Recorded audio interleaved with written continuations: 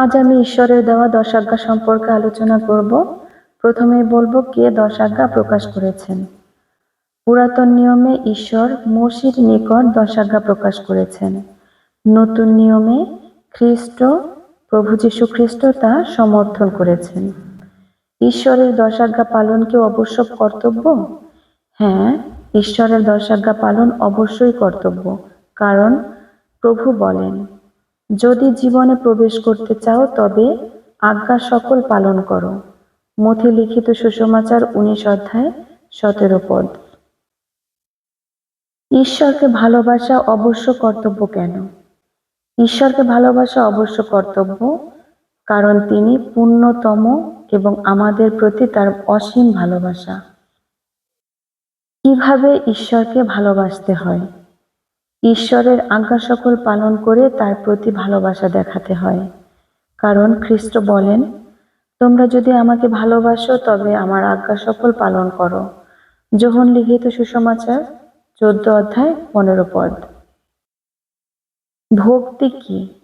ভক্তি হলো ঈশ্বরের একটি অলৌকিক দান, যার দ্বারা আমরা মনে প্রাণে ঈশ্বরকে ভালোবাসি এবং তারই প্রেমে প্রতিবেশীকে নিজের মতো করে ভালোবাসি।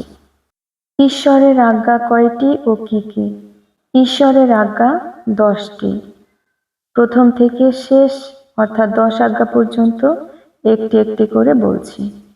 প্রথম আজ্ঞা হলো, তুমি আপন প্রভু ঈশ্বরকে পূজা করবে, কেবল তারই সেবা করবে। অর্থাৎ ঈশ্বর ছাড়া অন্য কাউকে পূজা করবে না, অর্থাৎ ঈশ্বর বলে মানবে না, প্রতিমা পূজা করবে না। দ্বিতীয় আজ্ঞাটি হলো, ঈশ্বরের নাম অনর্থক নিবে না। তৃতীয়, রবিবার দিন বিশ্রাম করে তা শুদ্ধভাবে পালন করবে। চতুর্থ, পিতা মাতাকে সম্মান করবে। পঞ্চম, নরহত্যা করবে না। ষষ্ঠ, ব্যভিচার করবে না। সপ্তম, চুরি করবে না।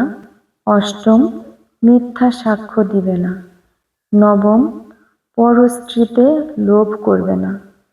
এবং দশম, পরদ্রব্যে লোভ করবে না। সকলকে অসংখ্য ধন্যবাদ প্রথম থেকে শেষ পর্যন্ত আমার সাথে থাকার জন্য।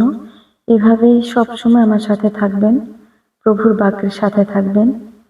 সকলকে ঈশ্বর অনেক অনেক আশীর্বাদ দান করুন। আমেন।